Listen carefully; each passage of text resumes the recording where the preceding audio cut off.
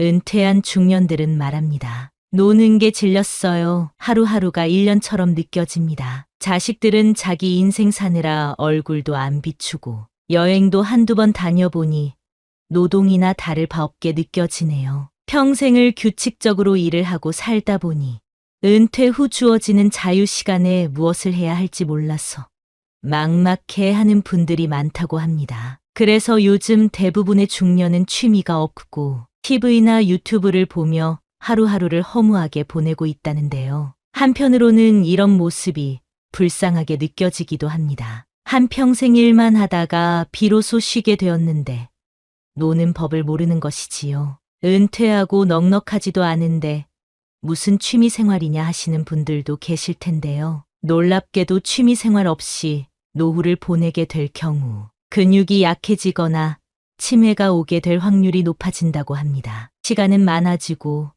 몸은 약해지니 자연스레 병원에 가게 되는 날들이 많아지게 되는데요. 건강한 노후를 보내기 위해서 내가 좋아하는 활동이 무엇인지 진지하게 생각해 볼 필요가 있습니다. 은퇴 후 주어지는 긴 자유가 고통이 되어서는 안 되겠죠. 오늘은 노후에 하면 좋은 취미 활동을 소개해 드리려고 합니다. 돈도 많이 안 들고 활동적으로 할 수 있는 것을 위주로 알려드리겠습니다. 첫 번째는 탁구입니다. 탁구의 장점이 무엇인지 아시나요? 그건 바로 초기 진입 장벽이 낮다는 점입니다. 다른 운동들과 비교하면 근력이나 체력적으로 부담이 적고 남녀노소 모두가 즐길 수 있는 스포츠입니다. 이런 탁구가 놀랍게도 수영이나 달리기와 비슷한 운동 효과를 준다고 하는데요. 심폐지구력이 향상되고 고혈압이나 고지혈증과 같은 질병에도 도움을 줄 수 있습니다. 다이어트에도 탁월한 효과를 보여준다고 하니까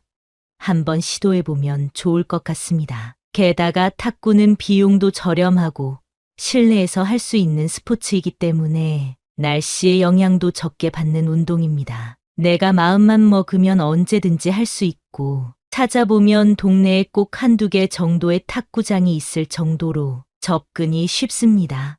그리고 탁구를 할 때 공에 집중을 하는 훈련이 돼요.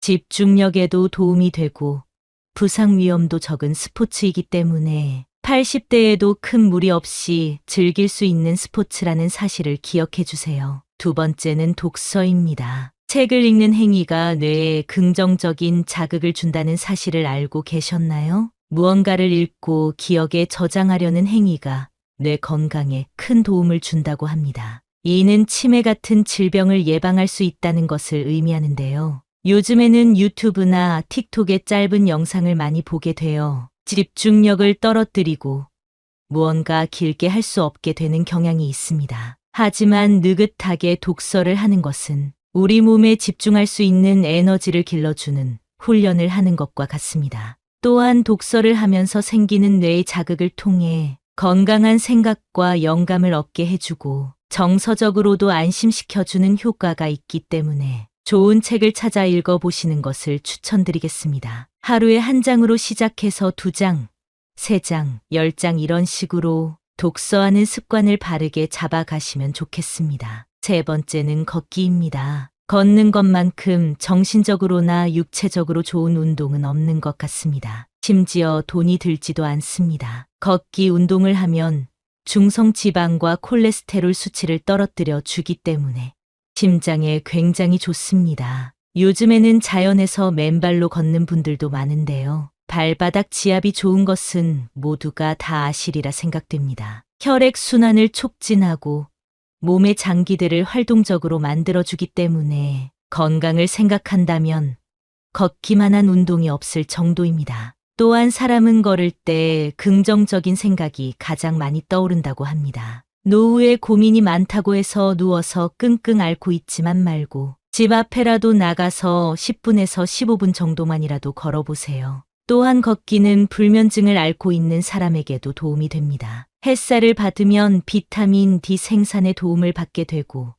세로토닌 생성을 촉진하여 기분을 좋게 만들어주거나 스트레스를 줄여주는 효과를 경험할 수 있습니다. 은퇴 후 우울증에 걸려 고생하시는 분들이 많은데 햇볕은 우울증 완화에도 도움이 된다고 하니까요. 오늘부터라도 당장 걷기 운동을 시작해 보시는 것을 추천드리겠습니다. 네 번째는 그림 그리기입니다. 그림을 그리는 행동은 손을 움직이고 뇌와 시청각적 자극을 불러일으키는 활동입니다. 이 과정에서 기분을 좋게 만들어주는 도파민을 분비시키고 스트레스를 줄여주는 효과가 있다고 합니다. 제가 아는 선생님도 그림 그리기를 취미로 하고 계신데요. 그분이 하시는 말씀이 그림을 그리면 우울감이나 부정적인 감정이 사라지고 침착하고 고요해지는 기분을 느낀다고 합니다. 손을 많이 쓰면 뇌에도 도움을 준다는 사실을 다들 알고 계시지요?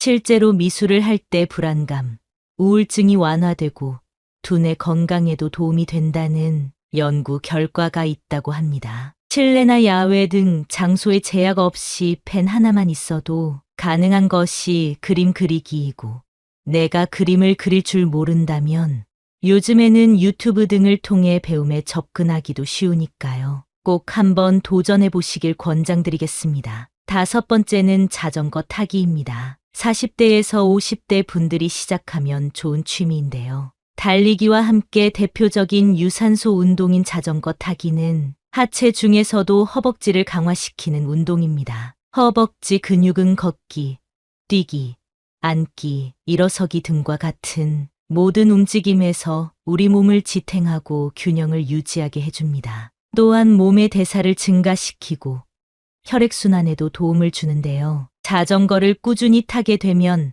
하체 근육이 발달하게 되고 나이가 들어 힘없이 넘어지거나 지팡이를 짚고 다녀야 할 걱정에서 벗어날 수 있습니다. 나이가 들수록 근육이 점차적으로 줄어들게 되는데요. 자전거 타기는 생활에 필요한 근육 발달에 큰 도움을 주고 안장 높이만 잘 맞춰서 타면 관절 건강에도 좋은 운동이라고 합니다. 걷기나 달리기 같은 맨몸 운동보다 비교적 오래 할 수 있고 날씨가 좋을 때 자전거를 타면 우울증 완화에도 도움을 준다고 합니다. 여섯 번째는 명상입니다. 명상은 아주 옛날부터 이어온 정신치료의 방법 중 하나입니다. 명상은 하는 방법도 매우 간단합니다. 잔잔한 음악을 틀고 조명을 어둡게 하고 진행하시면 되는데요. 명상이 주는 효과는 스트레스를 날려주고 자존감을 회복하는 데 도움이 됩니다. 우울증이 있는 분들이 명상을 하면 특히 좋은데요.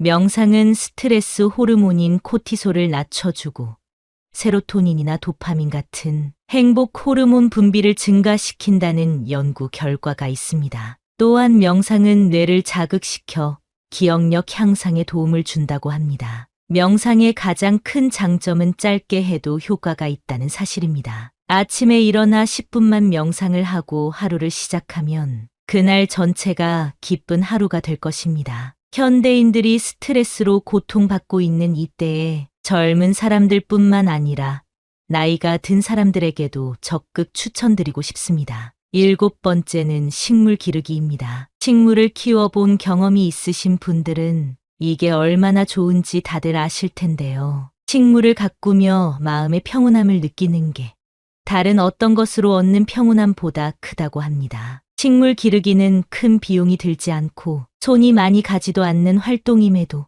식물을 통해 충분한 정서적 교감과 위안을 얻을 수 있습니다. 식물 중에서도 꽃을 기르게 되면 그 향기와 아름다움이 정서적으로 긍정적인 영향을 준다고 합니다. 또한 인테리어 소품으로도 훌륭한 것이 바로 식물입니다. 플랜테리어라는 말이 있을 정도로 식물을 인테리어 소품으로 쓰시는 분들이 많은데요. 생명력이 강한 녹색이 집에 하나 있는 것만으로도 삶에 활력을 준다고 하니 마음에 드는 식물을 한번 찾아보세요. 여덟 번째는 수영입니다. 수영의 가장 큰 장점은 물속에서 하는 운동이기 때문에 관절에 무리를 주지 않는다는 점입니다. 또한 수영은 우리 몸의 많은 근육을 효율적으로 사용하는 운동입니다. 일상생활에서 사용하지 않는 근육들을 발달시켜줍니다. 요즘에는 주민센터와 연계해서 운영하는 수영장들도 많은데요. 비용도 굉장히 저렴합니다. 수영은 의외로 엄청난 칼로리를 소비하는 운동으로 몸에 적은 부담을 주면서 엄청난 다이어트 효과를 가진 운동입니다. 예전부터 다이어트나 건강 목적으로 수영을 하는 분들이 많았는데요. 요즘에는 남녀노소 할 것 없이 수영이 유행하고 있습니다. 특히 관절이 약한 노인이나 아이들에게 최고의 운동이라서 추천을 안 할 수가 없었습니다. 9번째는 사진 찍기입니다. 요즘 스마트폰 없는 분들이 거의 없죠? 좋은 카메라를 비싼 돈 주고 살 필요 없이 핸드폰 하나만 있으면 어디를 가더라도 좋은 사진을 찍을 수 있습니다. 사진 촬영을 하게 되면 일상의 풍경들도 색다르게 보이기 시작합니다. 이런 감정은 두뇌 자극에도 긍정적이며 평범한 일상을 특별하게 만들어줍니다. 또한 내가 원하는 사진을 얻기 위해서 기다리며 집중하는 훈련이 자연스럽게 되기 때문에 인내심을 기르거나 집중력을 기르기에도 아주 좋습니다. 또한 사람들을 만날 때도 잘 나온 사진을 보내주면 그것만큼 인기를 끌기 좋은 게 없습니다. 오늘부터 사진을 잘 찍는 연습을 시작해 보세요. 아주 평범한 것이라도 상관없습니다. 주변 사물부터 지인들까지 하나하나 촬영하며 추억을 쌓아보세요. 10번째는 악기 연주하기입니다. 나이 많은 사람들이 무슨 어려운 악기 연주를 하냐 말씀하실 수 있는데요. 연주를 잘하는 것보다 연주를 배우는 시간에 얻는 것이 정말 크다고 말씀드릴 수 있을 것 같습니다. 먼저 악기를 배우게 되면 비슷한 또래의 사람들과 만나게 되고 악기 연주라는 공통점을 가지고 교류하게 되기 때문에 금방 가까워질 수 있습니다. 또한 악기 연주는 굉장히 건강한 취미로서 사회적으로도 좋은 친구를 만날 수 있는 기회를 얻기도 합니다. 신체적으로나 순발력이 조금 부족한 노인들은 우쿨렐레와 같은 접근하기 쉬운 악기로 시작해 보시는 것을 추천드립니다. 사람이란 항상 목표를 가지고 살아야 되는 것 같습니다. 저는 은퇴는 끝이 아니라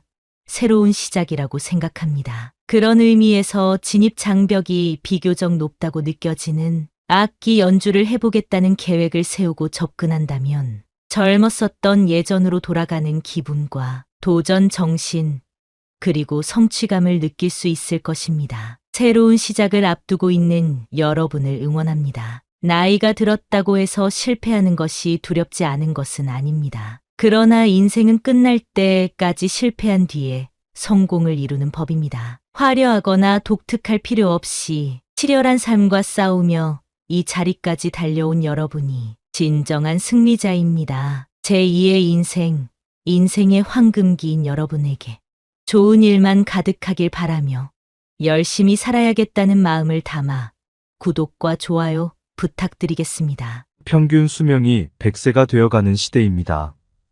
이제는 더 이상 풍요로운 인생을 살 수 없는 세상이 되었습니다. 친구도 하나 둘 멀어지고 아무리 자식이라도 내 외로움을 채워주긴 어렵습니다.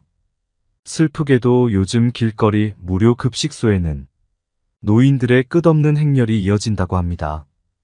그만큼 사정이 어려운 사람들이 많아진 것인데요. 어떻게 해야 노후를 조금이라도 행복하게 보낼 수 있을까요? 노후 준비가 완벽하게 되어 있는 분들이라면 이번 영상을 보지 않으셔도 됩니다. 오늘은 한 부자 노인의 유언을 통해 노후의 삶과 소망에 대해 생각해보는 시간을 준비했습니다. 나의 편지를 읽게 될 소중한 지인들에게 그대들은 바쁜 하루를 보내고 있겠지요. 하지만 아무리 바빠도 밥은 꼭 챙겨 드세요. 여기까지 와보니 알겠습니다. 비싼 돈으로 산 핸드폰 70%의 성능은 사용하지도 않았고 내 값비싼 차도 70%의 성능은 필요 없는 것이었고 호화로운 우리 집도 70%의 공간은 비어있는 것이나 마찬가지였으며 옷과 일용품들 70% 또한 지극히 필요가 없는 것들이었소. 살아보니 인생은 경기장과 같더군요. 전반전은 학력, 지위, 권력, 돈을 갖기 위해 애써 살아왔고 그런 것들이 높고 많으면 이기는 것인 줄 알았지요. 하지만 후반전은 달랐습니다. 전반전의 승리를 위해 청춘을 바쳤던 하나밖에 없는 몸. 혈압, 당뇨, 혈당, 요산을 낮추기에 후반전은 급급했죠. 전반전은 나보다 높은 감독의 명령을 따라야 했고 후반전은 나의 명줄을 잡고 있는 의사의 명령을 따라야 했습니다. 이제야 알겠더군요. 전반전에서 높이 쌓았던 모든 것들이 잘못하면 후반전에서 누릴 수가 없다는 걸. 하물며 경기도 중간에 쉬는 시간이 있거늘 나도 쉬어가며 갔어야 했던 것을. 전반전에서 앞만 보고 정신없이 살았던 날들. 이제는 씁쓸한 추억으로 남았소. 나의 편지를 읽는 아직은 건강한 여러분들에게 딱히 아픈 곳이 없어도 잠자는 거 아까워하지 말고 음료수만 좋아하지 말고 물 많이 마시고 괴로운 일 있어도 훌훌 털어버리세요. 양보하고 베푸는 삶도 나쁘지 않으니 그리 한번 살아보시구려. 돈과 권력이 있어도 교만하지 말고 부유하지 못해도 사소한 것에 만족하며 필요하지 않아도 휴식할 줄을 알며 아무리 바빠도 움직이고 좀 걷고 또 운동하세요. 50만 원짜리 옷의 가치는 영수증이 증명해주고 1억 원짜리 자가용은 수표가 증명해주고 20억짜리 집은 집문서가 증명해주는데 사람 가치는 뭐가 증명해주는지 알고 있으신가? 바로 건강한 몸이랍니다. 건강에 들인 돈은 계산기로 두드리지 마세요. 건강할 때 있는 돈은 자산이라고 부르지만 아파서 병원에 누워있으면 그대 가지고 있는 돈은 그저 유산일 뿐이라네. 세상에 당신을 위해 차를 몰아줄 기사는 얼마든지 있고 당신을 위해 돈을 벌어줄 사람도 얼마든지 있다오. 하지만 당신 몸을 대신해 아파줄 사람은 결코 없답니다. 물건을 잃어버리면 다시 찾거나 사면 그만이지만 영원히 되찾을 수 없는 것은 하나뿐인 생명이라오. 내가 여기까지 와보니 돈이 무슨 소용이 있는가. 내가 죽으면 나의 호화로운 별장은 내가 아닌 누군가가 살게 되겠지요. 내가 죽으면 나의 고급차 열쇠는 누군가의 손에 넘어가게 되겠지요. 많은 재물의 욕심은 나를 그저 탐욕스러운 늙은이로 만들어버렸다네. 내가 한때 자랑으로 알고 쌓았던 많은 것들, 돈, 권력, 지위 이제는 그저 짐에 불과할 뿐. 그러니 전반전에 살고 있는 사람들아, 너무 애타게 살지들 마시고 후반전에서 살고 있는 사람들아, 아직 경기는 끝나지 않았으니 행복한 말년을 위해 지금부터라도 자신을 사랑하시라. 전반전에서 빛나는 승리를 거두었던 나는 후반전에 병마를 이기지 못하고 병원 특실에 이렇게 누워 죽을 날만 기다리고 있다오. 아무리 시설이 좋은 특실이면 뭐해? 허름한 농촌 경로당보다 못하던 걸 알려주고 싶어요. 그래도 이 편지를 지인들에게 전할 수 있음에 따뜻한 기쁨을 느낀답니다. 바쁘게 세상 살아가는 그대들, 자신을 사랑하며 살아가기를. 힘없는 나는 이제 마음으로 그대들의 행운을 빌 뿐이라오. 누구보다 먼저 웃고 많이 웃는 행복한 나날들로 가득 채우시길. 마음이 먹먹해지는 노인의 편지였습니다. 늙어가는 것을 피할 수 있는 사람은 없는 것이기에 우리 스스로 행복한 노후를 준비해야겠는데요. 아무리 노후 준비를 열심히 한다고 해도 그 마지막엔 아쉬움과 후회가 남을 것 같습니다. 여러분은 어떤 후회를 할 것 같나요? 많은 사람들이 죽음 앞에서 이런 후회를 한다고 합니다. 첫 번째, 남들의 시선 때문에 진정한 나 자신으로 살지 못한 것. 가장 흔한 후회 중 하나는 다른 사람들의 시선 때문에 나 자신의 꿈을 이루지 못한 것이라고 합니다. 많은 사람들은 사회적인 시선, 가족의 압박, 문화에 순응하며 자신의 열망을 희생하는 경향이 있습니다. 자신의 꿈을 위해 두려움 없이 행동하지 않은 사실과 아쉬움이 크게 남는다고 하네요. 두 번째, 너무 일만 하면서 산 것. 바쁜 일상 속에서 사람들은 종종 인간관계에 소홀해지게 됩니다. 그 과정에서 가족과의 관계도 멀어지곤 하는데 죽음을 앞두고 있을 때 가족과의 의미 있는 시간을 보내지 못한 것에 후회하는 사람이 많다고 합니다. 그리고 갈등이 생겼을 때 갈등 해결을 위한 노력을 게을리하거나 진심을 표현하지 못한 사람들도 뒤늦게서야 후회하는 일이 많다고 하네요. 세 번째, 실패를 두려워한 것. 실패하거나 성공에 대한 불확실성으로 인해 사람들은 자신을 억누르고 위험을 감수하지 않는 경우가 많습니다. 죽음을 마주한 사람들은 일생 동안 너무 안전하기만 한 선택을 하고 성장과 모험을 피한 것에 후회한다고 합니다. 죽음에 가까워질수록 자신이 감당하지 못한 도전과 새로운 기회를 놓친 사실을 깨닫게 된다고 하니 우리는 살면서 조금 더 용기를 내도 될 것 같습니다. 네 번째, 더 행복하게 살지 못한 것. 사람은 모두 행복하게 살고 싶어 합니다. 행복은 삶의 중요한 요소이기 때문입니다. 하지만 사람들은 종종 외부적인 것에 집착하게 되면서 진정한 행복을 소홀히 하곤 합니다. 진정한 행복은 내면의 만족을 주는 것임을 죽기 전에 깨닫는 사람이 많다고 합니다. 이러한 후회는 우리에게 자신의 행복을 추구하고 내적인 욕망을 충족시키는 삶을 살라는 교훈을 줍니다. 다섯 번째, 친구들과 멀어진 것.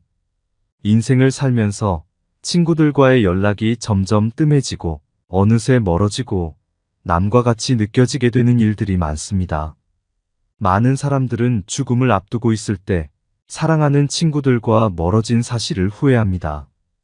어렸을 적 아무것도 없어도 웃을 수 있고 행복했던 시절을 떠올리며 친구에게 연락 한 통 해보는 것은 어떨까요? 진정한 우정은 몇 년 만에 연락해도 어제처럼 반가운 관계가 아닐까 생각하게 됩니다. 법륜 스님께서 말씀하신 인생 조언 3가지가 있습니다. 첫째, 행복을 구걸하지 않는 것입니다. 남이 어떻게 나오느냐에 따라서 행복과 불행이 결정된다는 것은 내 인생의 칼자루를 남이 들고 있는 것이나 마찬가지입니다. 남이 어떻게 하든 나는 아무 문제 없다는 생각을 가지고 삶의 중심을 잡고 살아보세요. 둘째, 모르면 묻고 틀리면 고치고 잘 못했으면 뉘우치는 것입니다. 이것이 어떤 조건에서도 주눅들지 않고 내가 내 인생의 주인공으로 살아가는 방법입니다. 이런 자세로 인생을 언제든 일어날 수 있으며 용기가 생깁니다. 셋째, 오늘이 마지막 날인 것처럼 살아가는 것입니다. 누구나 죽는다는 것을 알고 있지만 마치 영원히 살 것처럼 오늘 하루를 허투루 보냅니다. 그러니 최선을 다하는 하루하루를 쌓아나가서 죽는 날 여한을 남기지 마시길 바랍니다. 이제 인생의 중년을 지나고 있는 사람들은 종종 자신이 한없이 돈을 벌 수 있을 것이라고 착각합니다. 언젠가는 은퇴할 시기가 있다는 사실을 잊지 마세요. 은퇴를 하게 되면 지금과 같은 생활비를 감당하긴 어려울 것입니다. 싫어도 찾아오는 것이 노후 생활이기 때문에 막연하게 돈을 더 벌 수 있을 것이라는 기대나 지금과 같은 수입이 영원할 것이라는 생각은 내려놓고 소비 습관을 조금씩 올바른 방향으로 고치고 노후에 대비하시는 것이 좋겠습니다. 간혹 어떤 분들은 자녀에게 금전적인 지원을 하는 것을 노후 준비로 생각하곤 합니다. 하지만 노후 준비와 자녀 지원은 별개로 생각하셔야 합니다. 은퇴를 준비해야 할 중년에 자녀의 결혼 준비와 교육비에 비중을 두는 것은 위험할 수 있습니다. 현실적으로 지원해 줄 수 있는 선만큼만 지원하시는 것이 좋습니다. 자녀가 나의 노후를 책임져 줄 수는 없기 때문입니다. 이것이 얼마나 어려운 일인지는 여러분이 경험했기 때문에 더 잘 아실 것입니다. 자녀들 역시 자식을 낳게 될 것이기 때문에 부모를 부양하기가 점점 더 버거워지는 것이 현실입니다. 그러니 이제 중년 이후 그리고 노후의 삶을 살고 있는 분들이라도 무언가 배울 수 있다면 배워보세요. 내가 무언가를 배우기 늦었다고 생각하는 것이 노후 준비가 되지 않은 것보다 더 위험한 생각입니다. 이제는 100세 시대입니다.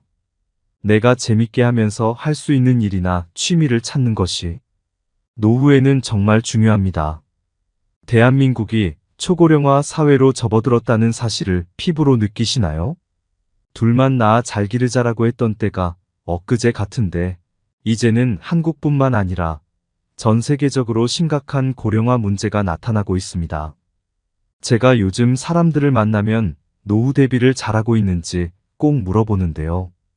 생각보다 많은 사람들이 준비가 되어 있지 않아서 막막해 하시더라고요. 그러다 보니 몸이 허락해주는 한 늙어서도 일하고 싶어 하는 사람이 많은 것 같습니다. 이것은 고령자 통계로도 알 수 있었는데요. 65세부터 79세 어르신들 중 과반 이상이 나이가 들어도 일하기를 원한다고 답했고, 일을 하고 싶은 이유 중 1순위가 생활비에 보탬이 필요해서라고 합니다. 은퇴를 앞둔 시점에서 상대적으로 빈곤한 분들이 그만큼 많다는 사실이 참 씁쓸합니다. 위로는 부모를 봉양해야 하고, 아래로는 어떤 자녀도 부모를 책임지려 하지 않는 현상 때문에 자식을 키우고 부모를 돌보는 사이 세월이 흘렀고 결국 자신의 노후를 준비하지 못하는 상황이 벌어집니다. 이럴 때 최악의 상황은 다 큰 자식들이 먹고 살기 힘들다고 도움을 요청할 때입니다. 나의 노후도 준비가 되지 않은 상태에서 자식들을 돕느라 등골이 휘어집니다. 내가 아무리 없어도 자식 도와주고 싶은 것이 부모 마음이라 빚을 내서라도 자식들을 돕는 분들이 많은데요. 이런 행동은 사실 노후에는 아주 치명적인 일입니다.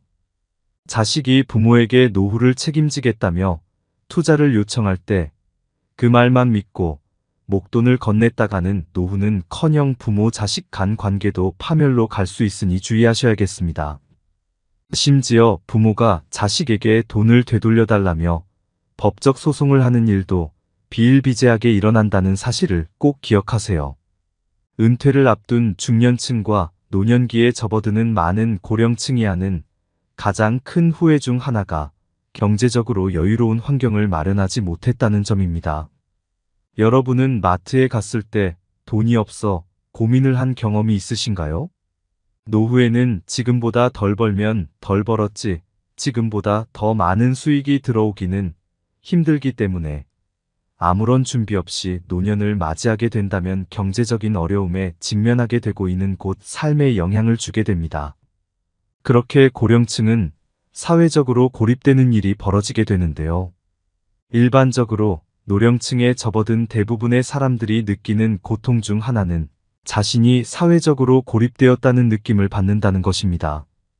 대부분의 사람들이 이 30대에 활발하게 활동을 하면서 사회적으로 여러 사람들을 만나고 사회 속에서 수익을 창출하고 이를 기반으로 삶을 이어왔기에 실제 노년층이 되면서 자연스럽게 사회 속에서 자신이 동떨어진 듯한 느낌을 받는 것이 상당히 큰 고통으로 작용하는 경우들이 많습니다. 대부분의 노년층들이 특히나 갈 곳이 없어서 혹은 만날 사람이 없어서 혼자 지낸다는 표현을 하곤 하는데 이 문제는 사회적인 문제로도 꼽히는 부분입니다.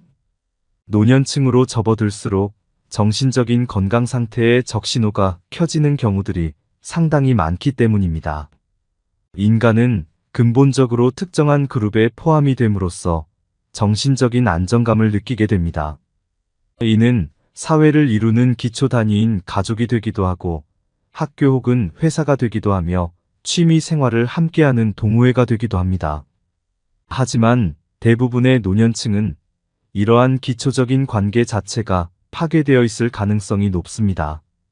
자녀들은 모두 출가하여 자신들의 가정을 꾸린 상태이기에 혼자서 거주를 하는 독거로 상황이 이어지기 쉽고 실제 수익을 창출하지 않는 상태이기 때문에 어떠한 사회 집단에도 포함되지 못하는 경우가 많습니다.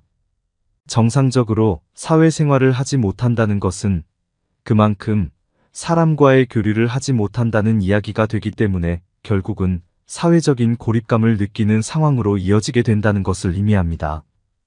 홀로 거주를 하는 많은 중장년층 그리고 노년층에서 경제적인 어려움만큼이나 개인의 삶을 괴롭게 만드는 요소 중 하나로 이 정신적인 고통을 꼽고 있을 정도로 이 문제는 삶의 질에 있어서 큰 문제를 주는 원인이 되기도 합니다.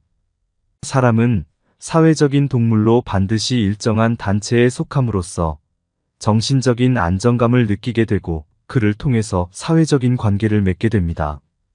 이 과정에서 오는 정신적인 만족감 그리고 안정감이 모두 상실이 된 상태이기 때문에 심리적인 불안감이 심각해지게 되는 것은 물론이고, 어떠한 곳에도 포함되지 못한다는 불안감이 느껴지기 쉽기 때문에 노년층으로 접어들수록 건강한 사회생활이 이어질 수 있도록 힘써야 합니다.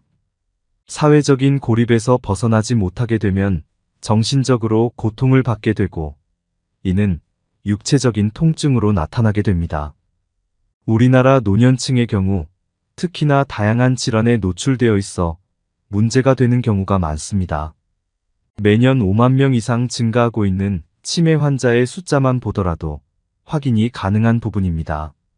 실제 치매는 개인의 삶뿐만 아니라 가족에게도 상당히 큰 피해를 입히는 질환 중 하나입니다. 물론 최근에는 치매를 조기에 발견하게 된다면 얼마든지 대응이 가능한 치료법들이 개발된 상황이기에 조기에 검진을 하게 된다면 골든타임을 놓치지 않고 치료를 하는 것이 가능한 만큼 건강에 대한 관심을 기울이는 것이 중요합니다. 건강만큼은 돈을 아끼지 마시기를 바랍니다. 근본적으로 노년으로 접어들수록 건강상의 문제가 발생하기 쉬운데 관절이나 뼈 구조물이 정상적인 형태로 유지되기 어려운 것은 물론이고, 영양 불균형으로 인해서 면역 체계 역시도 안정적으로 유지되지 못하는 경우들이 많기 때문에 은퇴 후에는 유행 질환에도 상당히 취약한 것이 사실입니다. 여러분 혹시 아침에 동네 병원에 가보셨나요? 아픈 사람이 어찌나 많은지, 특히 중년 이후 사람들이 대기실에 가득 차 있는 것을 보고 저는 경악을 금치 못했습니다. 그러니 건강한 노후 생활을 위한 준비로 지금부터라도 꼭 관리하시면 좋겠습니다. 노년기에는 특히나 운동이 부족한 경우들이 많은데 지나치게 외부 활동을 하지 않고 건강을 방치하게 될 경우 비만은 물론 성인병과 같은 건강에 치명적인 질병에 걸리기 쉽습니다. 현실적으로 자신이 스스로 소화할 수 있는 운동부터 가볍게 시작하는 것이 도움이 되고, 실제로 야외 활동을 하면서 햇볕을 쬐이고 환기를 하는 것은 정신 건강에 도움이 되는 요소가 되기 때문에 노년층일수록 꾸준하게 야외 활동과 운동을 병행하는 것이 도움이 됩니다. 또한 일정한 생활 패턴을 유지하는 것이 도움이 됩니다. 혼자서 생활하는 경우 특히나 배가 고프면 밥을 먹고 졸음이 오면 잠을 자는 등의 말 그대로 욕구에 따른 삶을 살기가 쉬운데, 이런 경우 실제로 면역력에 문제가 발생할 가능성이 높기 때문에 일정한 생활 패턴을 정하고 그를 준수하도록 노력을 하는 것이 건강 유지에는 최고입니다. 이렇게 건강 유지를 하면서 활발한 사회생활을 위한 대비도 잊지 마세요. 보통 노년층이 되면 신체적인 문제로 인해서 여러 사회활동을 하기 어려워하시는 경우가 많습니다. 가족들과 독립되어서 생활을 하게 되는 경우, 특히나 정신적인 건강을 위해 사회생활을 활발하게 하는 것이 도움이 될 수 있는데 다양한 방법을 알려드리겠습니다. 각자가 거주하고 있는 주민센터에서도 여러 교육 프로그램을 통해서 노년층의 자립 및 사회활동을 지원하고 있는 상황이기 때문에 이를 바탕으로 여러 사람들과 만나고 자신의 취향이나 성향 그리고 자신에게 맞는 교육 프로그램은 무엇인지를 충분히 파악해 볼 수 있습니다. 노년이 되더라도 교육의 끈을 놓아서는 안 되는 이유가 바로 여기에 있습니다. 무엇인가를 지속적으로 배운다는 것은 결국은 자신이 원하는 것이 무엇인지, 그리고 자신이 잘하는 것이 무엇인지를 확인할 수 있는 좋은 방법이 되며 비슷한 생각을 가진 결이 비슷한 사람을 만나는 방법이 되기 때문입니다. 정신적으로 우울감을 느낄수록 더 많은 활동을 하고 대화를 할 수 있도록 대외 활동을 활발하게 하는 것이 분명하게 도움이 되고, 반드시 비용을 사용하는 것이 아니라고 하더라도 동네에 위치하고 있는 어르신 지원센터 및 놀이센터 등 다양한 센터들을 통해서 비슷한 연령대의 사람들을 만나는 것이 가능하기 때문에 교류 활동을 충분히 하는 것이 도움이 된다는 점을 미리 알고 계시면 좋을 것 같습니다. 제 주위에 은퇴를 준비하시는 분들은 다들 재테크를 공부하고 계십니다. 적은 금액으로 주식을 하거나 투자에 관심 있는 사람끼리 모여 어울리기도 합니다. 나이가 들면 노동만으로는 버는 것이 한계가 있으니 여러 방법을 알아보게 되는 것 같습니다. 노파심에 말씀드리자면 최근 노인을 노리는 사기가 굉장히 많아졌습니다. 목돈을 쥐고 있는 상황에서 누가 돈을 쉽게 불리게 해준다고 해도 믿지 마시고 확실한 내용인지 여러 번 검토하시는 지혜를 발휘하시기를 바랍니다. 다시 돌아와서 다가오는 노후 때문에 스트레스 받지 말고 현실에 안주하지 마시고 꾸준하게 할 수 있는 일을 찾아놓는 것이야말로 더 나은 삶을 위한 방법이라는 사실을 잊지 마세요. 여러분의 노후가 건강하고 행복하기만을 바랍니다. 대한민국이 초고령화 사회로 접어들었다고 합니다. 갈수록 살기 팍팍한 세상이 되어가는 이때에 여러분의 노후 준비는 잘 되어 가시나요? 제가 요즘 친구들을 만나면 노후 대비를 잘하고 있는지 물어보는 게 필수 질문이 되었는데요. 생각보다 많은 사람들이 준비가 되어 있지 않아서 막막해 하더라고요. 이런 세상이라 늙어도 몸이 허락해주는 한 일하고 싶어 하는 사람이 많이 보입니다. 이런 현상은 통계로도 알 수 있었는데요. 65세부터 79세 어르신들 중 과반 이상이 생활비가 필요해서 나이가 들어도 일해야 한다고 답했습니다. 은퇴를 앞둔 시점에서 상대적으로 빈곤한 노후가 현실이라는 사실이 무섭기도 합니다. 특히 우리 중년들이 처한 상황이 위로는 부모를 봉양해야 하고 아래로는 자녀의 미래를 책임져야 하는 현상 때문에 정신을 차려보니 이미 세월은 흘렀고 결국 자신의 노후 준비는 뒷전이 되는 상황이 발생합니다. 이보다 더한 최악의 상황은 다 큰 자식들이 먹고 살기 힘들다고 도움을 요청할 때입니다. 나의 노후도 준비가 되지 않은 상태에서 자식들을 돕느라 등골이 휘어집니다. 내가 아무리 없더라도 자식 도와주고 싶은 게 부모 마음이라서 빚을 내서라도 자식들을 돕는 분들이 많은데요. 이런 행동은 사실 노후에는 아주 치명적인 일입니다. 우스갯소리로 자식에게 재산을 안 주면 시달려서 죽고 찔끔 주면 졸려 죽고 다 주면 굶어 죽는다는 말이 있을 정도인데요. 제가 아는 어떤 분은 자식이 노후를 책임지겠다며 투자를 요청해서 그 말만 믿고 목돈을 건넸다가 노후는커녕 부모 자식 간 관계도 멀어졌다고 합니다. 남보다 더한 사이가 되어 눈물 흘리던 그분을 위로했던 기억이 있는데요. 심지어 부모가 자식에게 돈을 되돌려달라며 법적 소송을 하는 일까지도 비일비재하게 일어나는 일이 요즘의 현실이라고 합니다. 돈이 무엇인지 은퇴를 앞둔 중년층과 노년기에 접어드는 많은 고령층이 하는 가장 큰 후회 중 하나가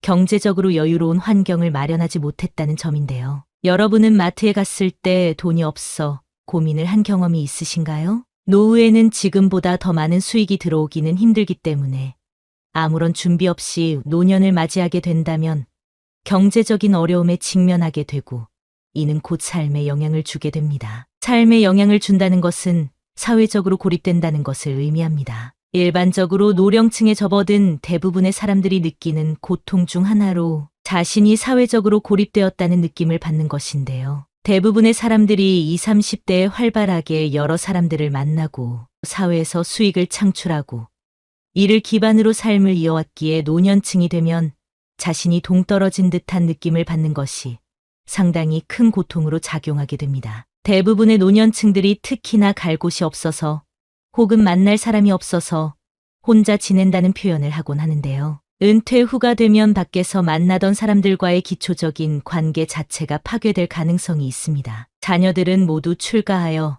자신들의 가정을 꾸린 상태이기에 독거 생활을 하기 쉽고 은퇴 후 수익이 없기 때문에 어떠한 사회 집단에도 포함되지 못했다고 느끼기도 합니다. 홀로 거주를 하는 많은 중년들이 경제적인 어려움만큼이나 개인의 삶을 괴롭게 만드는 요소 중 하나로 이 정신적인 고통을 꼽고 있을 정도인데요. 사람은 사회적인 동물로 반드시 일정한 단체에 속함으로써 정신적인 안정감을 느끼게 되고 그를 통해서 사회적인 관계를 맺게 됩니다. 이 과정에서 오는 정신적인 만족감 그리고 안정감이 모두 사라져버렸다고 느끼기 때문에 심리적인 불안감이 심각해지게 되는 것은 물론이고 어떠한 곳에도 포함되지 못했다는 불안감이 노년층으로 접어들수록 더 커지게 됩니다. 사회적인 고립에서 벗어나지 못하게 되면 정신적으로 고통을 받게 되고 이는 육체적인 통증으로 나타나게 됩니다. 물론 개인이 경험하게 되는 삶의 고통은 다양하고 앞서서 언급한 것처럼 경제적인 고통 그리고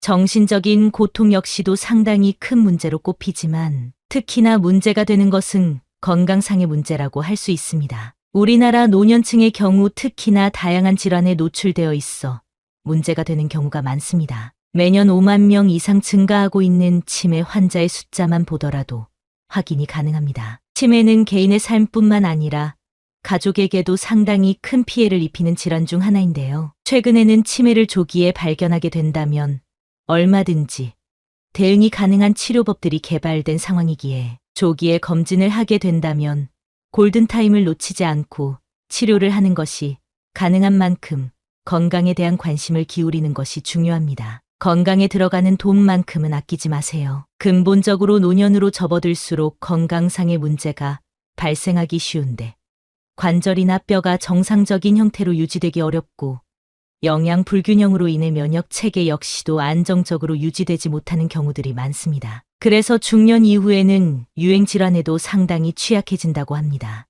여러분 혹시 아침에 동네 병원에 가보셨나요? 아픈 사람이 어찌나 많은지, 특히 중년 이후 사람들이 대기실에 가득 차 있는 것을 보고 깜짝 놀랄 수밖에 없었는데요. 그러니 건강한 노후 생활을 위한 준비로 지금부터라도 꼭 관리하시면 좋겠습니다. 노년기에는 특히나 운동이 부족한 경우들이 많은데 지나치게 외부 활동을 하지 않고 건강을 방치하게 될 경우 비만은 물론 성인병과 같은 건강에 치명적인 질병에 걸리기 쉽습니다. 현실적으로 여러분이 할 수 있는 운동부터 가볍게 시작하는 것이 도움이 되고 실제로 야외 활동을 하면서 햇볕을 쬐이고 환기를 하는 것은 정신 건강에 도움이 되기 때문에 노년층일수록 꾸준하게 야외 활동과 운동을 병행하셔야 합니다. 또한 일정한 생활 패턴을 유지하는 것이 좋습니다. 혼자서 생활하는 경우 특히나 배가 고프면 밥을 먹고 졸음이 오면 잠을 자는 등의 말 그대로 욕구에 따른 삶을 살게 되기 쉬운데요. 이런 경우 실제로 면역력에 문제가 발생할 가능성이 매우 높아지기 때문에 일정한 생활 패턴을 정하고 그를 준수하도록 노력을 하는 것이 건강 유지에는 최고입니다. 이렇게 건강 유지를 하면서 활발한 노후 생활을 위한 대비도 잊지 마세요. 제 주위에 은퇴를 준비하시는 분들은 다들 재테크를 공부하고 계십니다. 적은 금액으로 주식을 하거나 투자에 관심 있는 사람끼리 모여 어울리기도 합니다. 나이가 들면 노동만으로는 버는 것이 한계가 있으니 여러 방법을 알아보게 되는 것 같습니다. 이렇게 관심사가 비슷한 사람끼리 모이면 할 얘기도 많고 관련 활동을 할 때 시너지가 나게 됩니다. 무언가를 배울 때 같은 환경에 있는 사람과 함께 공부하면 그 효과가 배가 되는 것과 비슷합니다. 노파심에 말씀드리자면 최근에 노인을 노리는 사기가 굉장히 많아졌습니다. 목돈을 쥐고 있는 상황에서 누가 돈을 쉽게 불리게 해준다고 해도 믿지 마시고 확실한 내용인지 여러 번 검토하시는 지혜를 발휘하시기를 바랍니다. 다시 돌아와서 노년이 되더라도 교육의 끈을 놓아서는 안 되는 이유가 바로 여기에 있습니다. 무엇인가를 지속적으로 배운다는 것은 결국은 자신이 원하는 것이 무엇인지 그리고 자신이 잘하는 것이 무엇인지를 확인할 수 있는 좋은 방법이 되며 비슷한 생각을 가진 결이 비슷한 사람을 만나는 방법이 되기 때문입니다. 그렇기 때문에 중년일수록 더더욱 취미를 가져야 합니다. 제 친구는 등산을 매주 하고 있는데요. 산악회를 만들어서 등산을 좋아하는 사람끼리 모여서 산도 오르내리고 각자 도시락도 챙겨와서 등산 후에 수다 떨면서 나눠 먹기도 하다 보면 즐거워서 시간도 금방 지나고 다음 모임이 기다려진다고 하더라고요. 저는 아침마다 요가를 가는데 아침에 가보면 여성뿐만 아니라 중년 남성분들도 적지 않게 보입니다. 신체 단련뿐만 아니라 요가 후의 명상을 통해 정신적으로도 건강해지는 느낌이 들어서 개인적으로는 정말 추천드리고 싶습니다. 이뿐만 아니라 주위를 둘러보면 정말 많은 취미 활동이 존재하는데요. 주민센터에서 운영하는 프로그램이나 친구가 가입하고 있는 동호회나 모임에 참여하면서 가끔씩이라도 사람들을 만나고 대화도 나누면 더 열심히 살고 싶은 기분이 들곤 합니다. 피곤하게 매일 같이 만나는 것보다는 나에게 도움이 될 정도로만 만나시는 것을 권장드립니다. 중년이 되면 정신적으로 우울감을 느끼는 분들이 점점 많아지는데요. 정신적으로 우울감을 느낄수록 더 많은 활동을 하고 대화를 할 수 있도록 대외 활동을 활발하게 하는 것이 분명하게 도움이 된다는 사실을 꼭 기억하세요. 중년에 접어들었다고 해서 현실에 안주하지 마시고 꾸준하게 할 수 있는 일을 찾아놓는 것이야. 날로 더 나은 삶을 위한 방법이라는 사실을 잊지 마세요. 여러분의 노후가 건강하고 행복하기만을 바랍니다.